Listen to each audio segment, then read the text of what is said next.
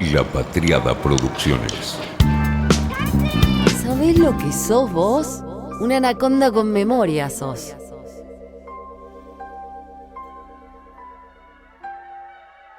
Cuántas cosas por limpiar. Lo último limpio de la semana había sido el triunfo del partido completo de la selección prístino cristalino. Lo último limpio habían sido los pases de De Paul, ese gol imposible de Messi, los 2 pases de Julián Álvarez. Pasado eso se empezó a poner todo turbio, sucio, muchas cosas por limpiar. Una semana de conversación sucia, tan sucio y empañado todo que casi no se habló de que se pudo parar un golpe en el fondo. Con un trabajo, imagínate, más que rosquero de parte de varios países y Argentina también. Respiré cuando leí en el diario El País de Madrid que presuntas irregularidades supuestamente instigadas por Georgieva para favorecer a China mientras trabajaba en el Banco Mundial habían abierto una brecha entre 2 bloques en apariencia irreconciliables: los que pedían su renuncia, con Estados Unidos al frente, y los europeos, partidarios de que continuara. Tras 2 semanas de investigación maratoniana, todos leímos maradoniana en esto, y 8 entrevistas, la institución ha cerrado la crisis con un comunicado de pleno apoyo a la dirigente. La información presentada en el transcurso de esta investigación no arroja resultados concluyentes de que la directora gerente tuviera un papel inadecuado. Reza el comunicado público de la institución. Bueno, respiramos un poco. Tan sucio fue esta semana que hay un enojo de gente que se inventa un pasado y desde ese invento construye realidades inexistentes que luego arma como exigencia. Gente que exige ahora lo que antes ni siquiera se animó a sugerir. Gente que ensucia, gente con el poder de masa que hoy crea sentido y ensucia aún más el humor social, más de lo que está. No son los medios. No son en el sentido de aguja hipodérmica que algunos todavía le dan. En lo que sí son los medios es en que saben leer el humor de la conversación pública que ensucian muchos que se dicen oficialistas. ¿O acaso lo del tuit del ministro empezó en los medios? No, empezó en ese lugar que algunos dirigentes relevantes consideran irrelevante. Ese lugar que algunos funcionarios reniegan. Ni da poner los nombres porque no es personal, es político. Hay una técnica para hacer crecer o para instalar lo que creció, de abajo para arriba. Es el gran es por abajo, pero hecho técnica de conversación global. Esta técnica se hace o se sabe leer cuando otros la hacen. Hasta nombre tiene. AstroTurfing se llama. Es un término referido a campañas de propaganda, campañas electorales, comerciales, que pretenden dar la impresión de espontaneidad, como nacida de la conversación pública por abajo. El nombre proviene de un doble juego de palabras en inglés. Parte del concepto de grassroots, que literalmente es hierba que crece desde la raíz. Este concepto sirve para calificar a los movimientos con base social, que surgen de abajo. Por otro lado, AstroTurf, que es una marca estadounidense de césped artificial. Esos productos están armados para parecer hierba natural.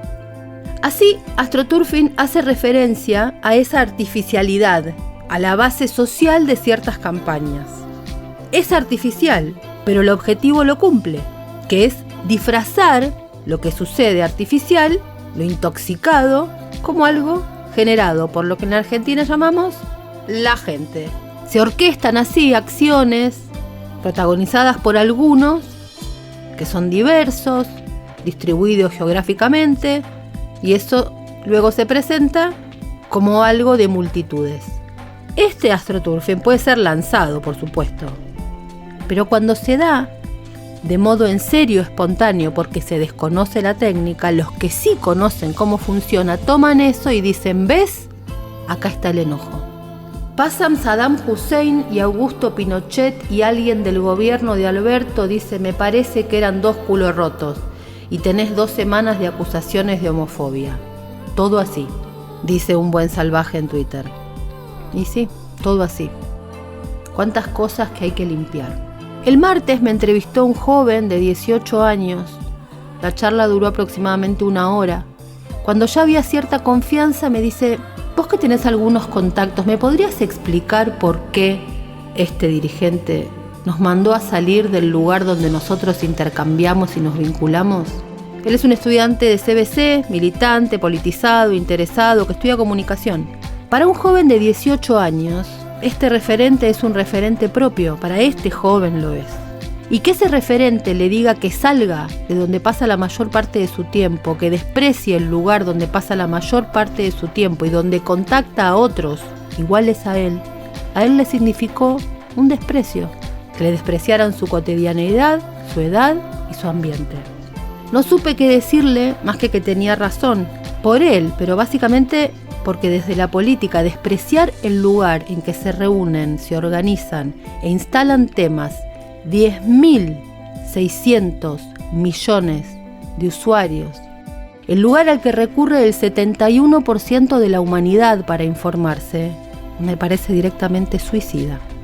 Es una locura pensar que las redes están fuera de la realidad, no sé ya cuántas veces lo hemos dicho.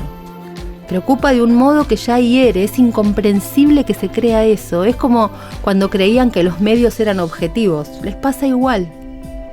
Y es mega preocupante. Creer en este contexto del mundo, que las redes sociales son algo ajeno a la realidad, es estar fuera de la realidad. Eso es negar la realidad. ¿Cuántas cosas por limpiar? Los episodios sobre series o películas me encantan porque tienen el capricho de la arbitrariedad en su propia piel y porque hasta que no los termino de grabar no sé a dónde van.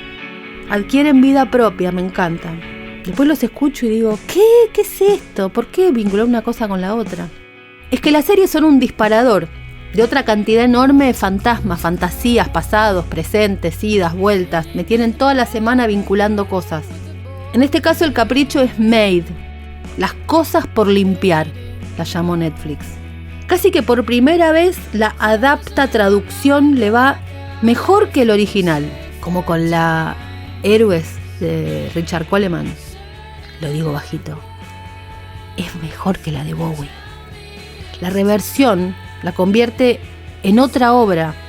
Mejor que irreverente es decirlo. Estoy acompañada igual, es una discusión que se ha dado. ¿Cuántas cosas por limpiar? ¿Cuánto por limpiar del pasado? Una vía de entrada a la serie es la del género victimista. Todos son violentos, todas somos víctimas. Mira mi ciela por ahí, ya sabes que yo no voy a ir. Primero porque paraliza. Las mujeres pasan a ser eso que les pasó, en lugar de ser mujeres a las que les pasó eso, entre una cantidad enorme de otras cosas. Esa mirada convierte a la mujer en algo paralizado que solo es esa violencia que vivió. Y segundo, porque todo queda sucio, si lo miramos desde ahí, queda sin limpiar. La serie tiene una perspectiva feminista de la recontrabuena, la que no antepone el género, sino que complejiza y propone o invita a mirar el contexto, la que abre y no cancela, la perspectiva que jamás avalaría que se censure una canción. Hay un pequeño detalle en la serie, la cuenta bancaria de la protagonista. La cuenta bancaria en cero de la protagonista, que presenta en primer plano un problema que para el feminismo liberal a veces parece un detalle secundario. La presencia de Sharon Van Etten en la banda de sonido también hace una diferencia. A Sharon la descubrí gracias a mi marido, el algoritmo de Spotify. Me llegó después de una enorme banda de sonido, una noche de bebidas y demás en mi ex jardín, lleno de luces LED de Navidad, como luciérnagas. Así que desde ese momento, cuando busco paz y mis luces de luciérnaga, pongo a Sharon. Nadie te puede quitar la escritura. Nadie puede decirte que estás equivocada, dice la protagonista Alex Langley en un momento de Maid. Acá recuperé mi voz. El poder de escribir como sinónimo de ordenar y aclarar las ideas, ¿no? Ahí también hay otro punto original.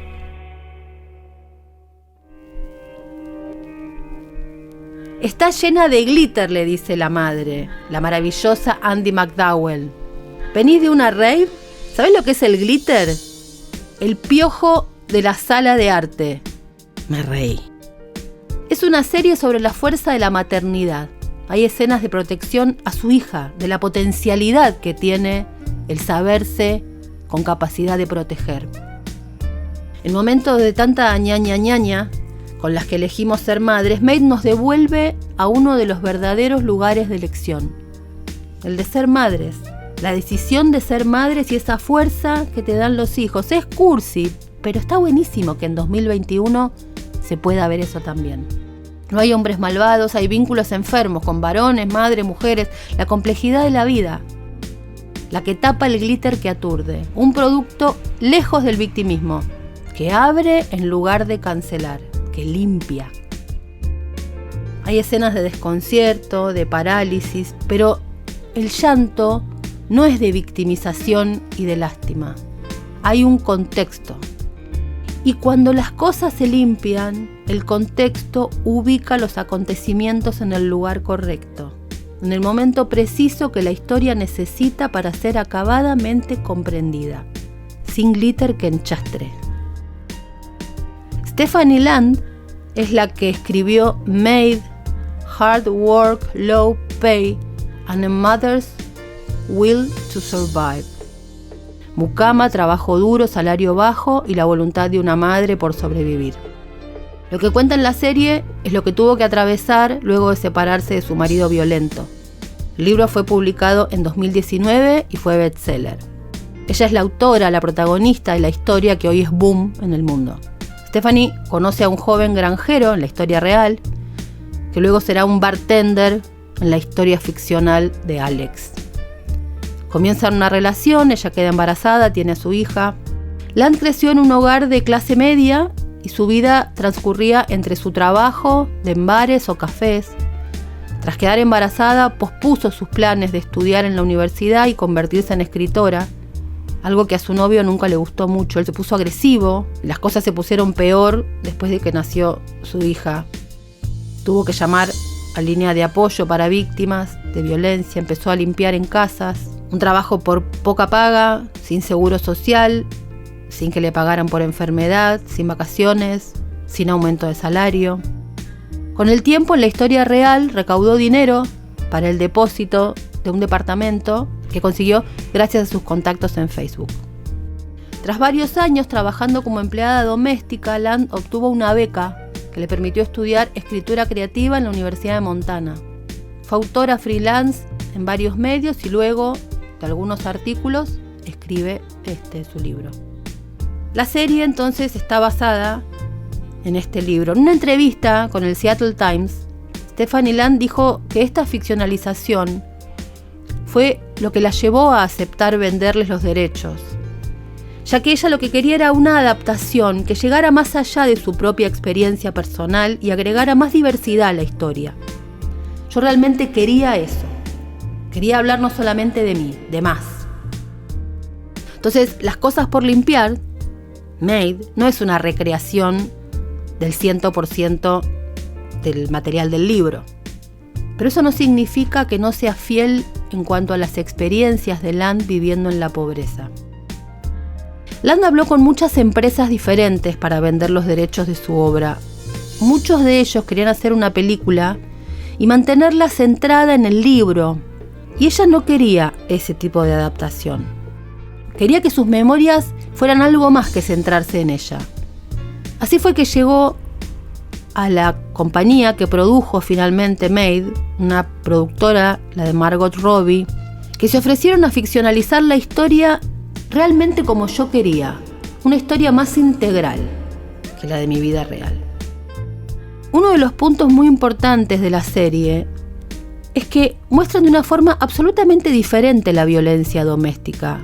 Alex Langley, la protagonista, decide dejarlo todo y llevarse a su hija por su esposo, que era abusivo, no la golpeaba, la sometía a abusos psicológicos y emocionales, pero el personaje no termina de ser el malo malo.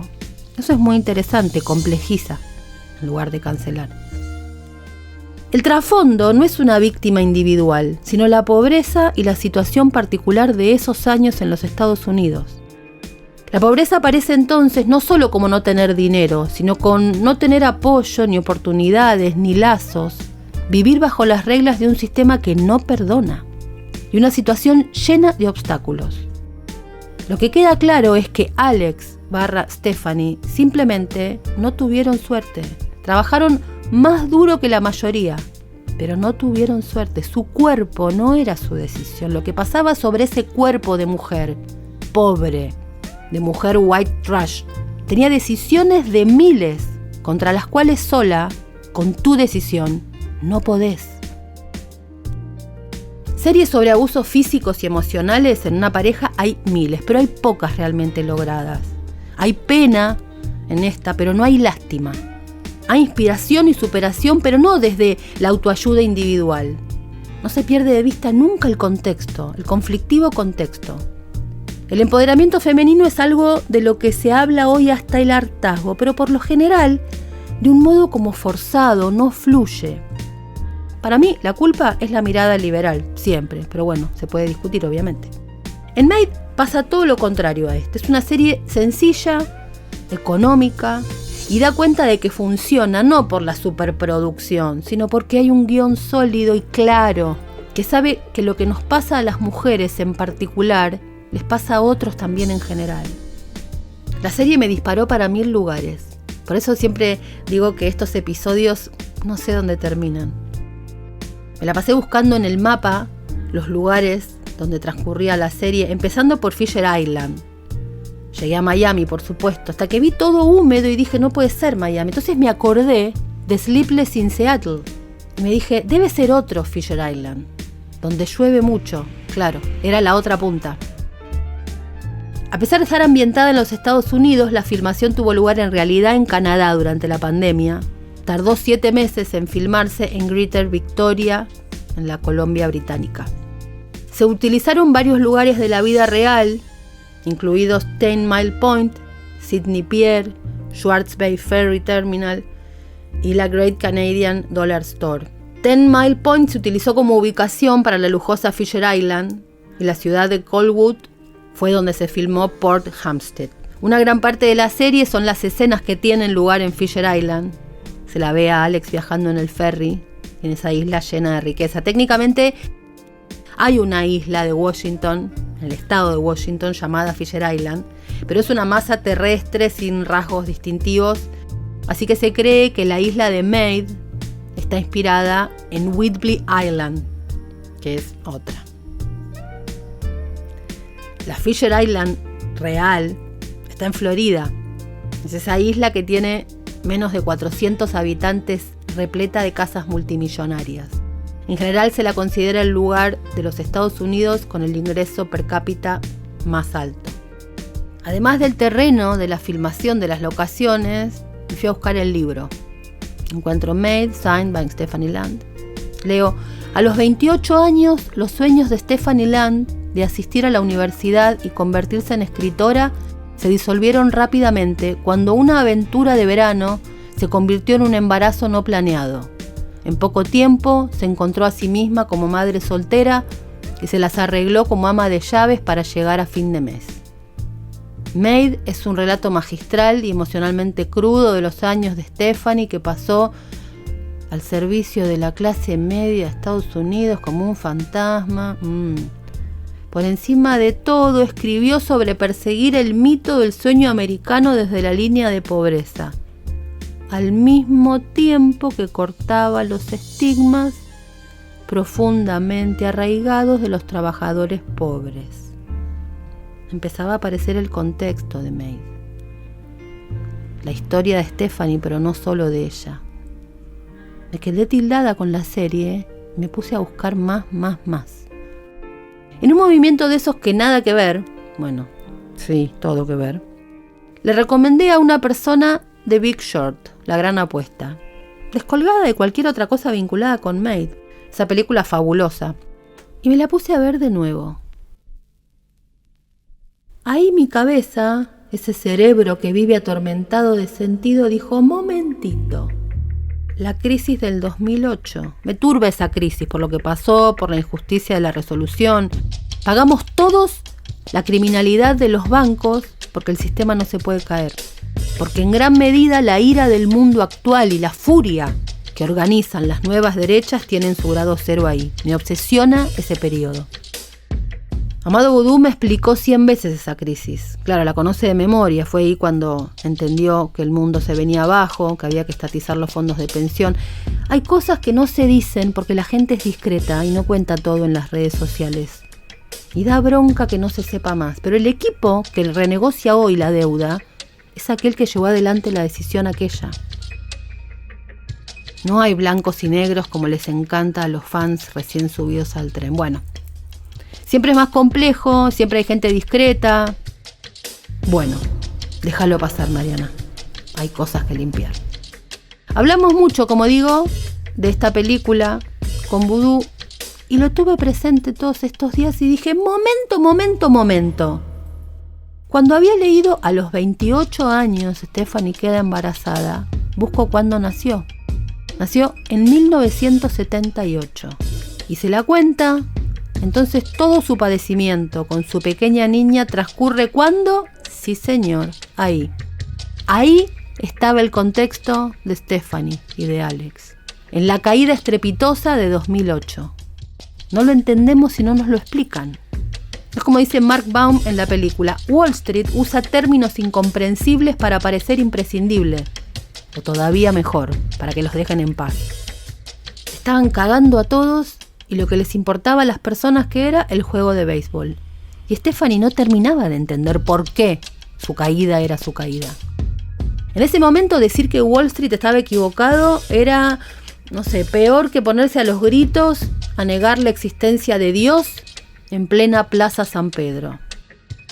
Yo no sé si Dios existe o si Dios ha muerto. Lo que sí sabemos es que Wall Street se estaba llevando puesto al mundo. Y lo sabían 4. El resto fingía demencia.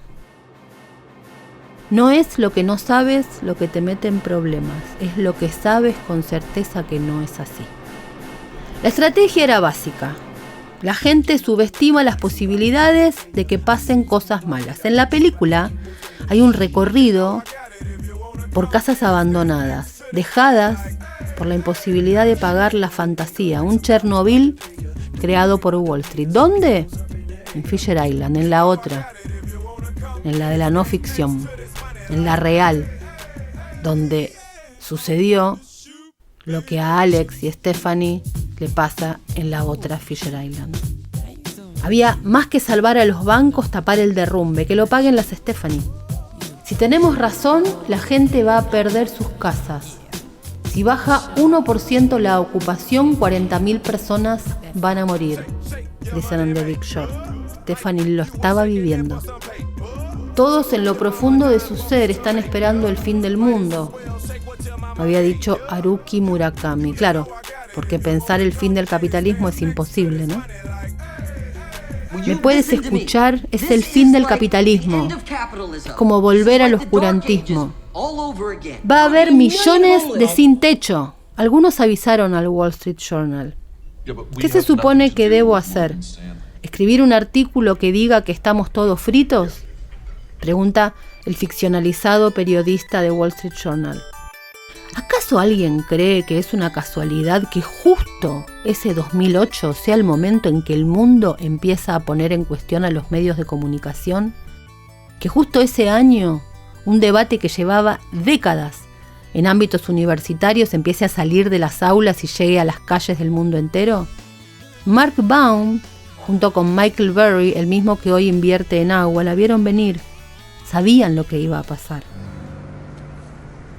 En unos años, dice el Baum de la película, la gente estará haciendo lo que siempre hace cuando la economía se hunde, echarle la culpa a los pobres y a los inmigrantes.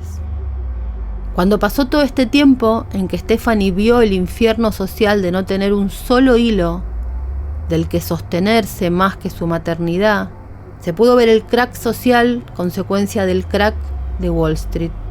5 billones de dinero de pensiones, casas, ahorros habían desaparecido. 8 millones de personas perdieron sus empleos. 6 millones quedaron sin hogares. Solo en Estados Unidos, porque quebraron países enteros. 2021. La derecha extrema chilena, de la mano de José Antonio Kast, avanza en la carrera presidencial chilena, a solo 7 semanas de las elecciones del 21 de noviembre. El líder del Partido Republicano, abogado de 55 años, se ha instalado en el segundo lugar de las preferencias, de acuerdo a distintos sondeos, desplazando al candidato de la alianza oficialista Sebastián Sichel, que corre el riesgo de no pasar el balotaje. El movimiento antivacunas, con la cobertura social e ideológica de los partidos de ultraderecha en Italia, volvieron a tomar este sábado el centro de Roma para protestar contra la obligación de disponer de un certificado de vacunación para prácticamente todas las actividades públicas, incluido el trabajo. Esta vez, sin embargo, aproximadamente la mitad de los 10.000 participantes de la manifestación se separaron de la marcha y se acercaron hasta el Palacio Chigi, sede del gobierno de Italia, en actitud intimidatoria. Una amenaza insólita en las últimas décadas en Italia que despertó la condena de todas las altas instituciones del país. Hubo agresiones a la policía, gases lacrimógenos, cargas de la policía y el asalto a la sede del CEGIL, el principal sindicato del país. Después de la derrota de Donald Trump, había cierta esperanza entre los republicanos que se oponían a él de que el control del partido estaría en juego y que los pragmáticos conservadores podrían retirarlo. Pero se ha vuelto obvio que los extremistas políticos mantienen un control similar al de los partidos nacionales y estatales, y el proceso para presentar y defender a los candidatos a la Cámara y al Senado en las elecciones del próximo año. Los republicanos racionales están perdiendo la guerra civil del partido, y la única forma a corto plazo de luchar contra los extremistas pro-Trump es que todos nos unamos en carreras clave y objetivos políticos generales con nuestros oponentes políticos de toda la vida, los demócratas. La salida que encuentran Miles Taylor y Christine Todd Whitman, que escribieron esto.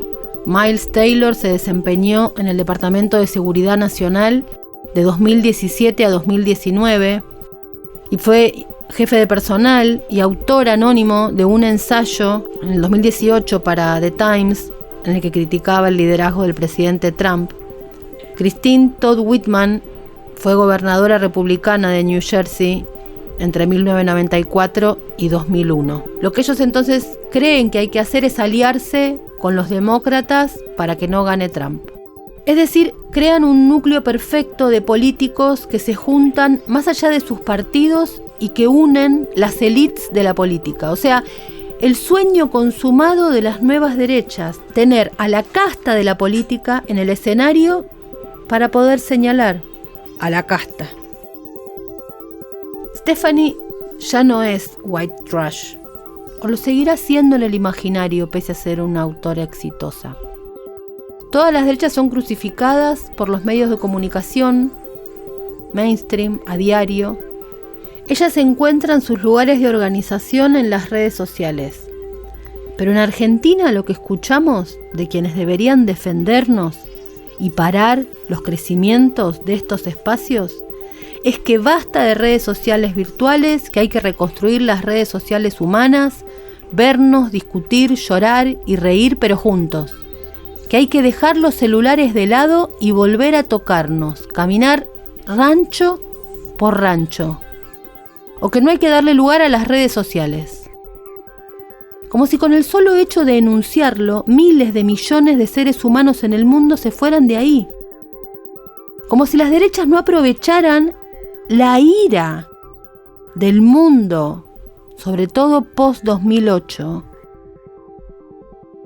la ira de las Stephanie que no pudieron escribir un libro, como si no aprovecharan lo que los movimientos progresistas desconocen y dejan ahí todo eso para ellas crecer.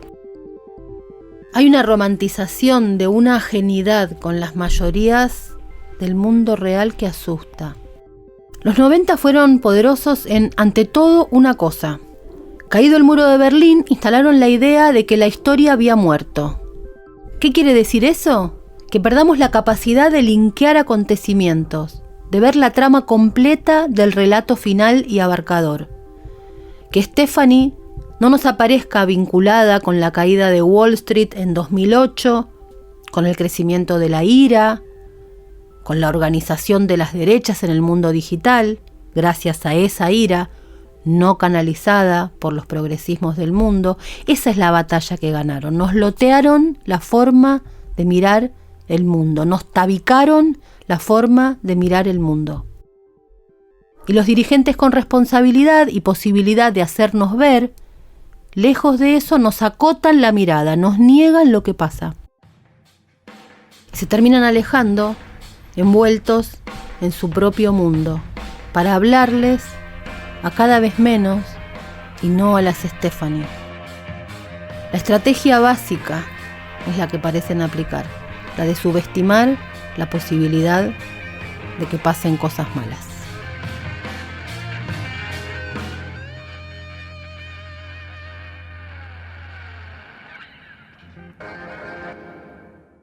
Fue una realización de La Patriada Producciones.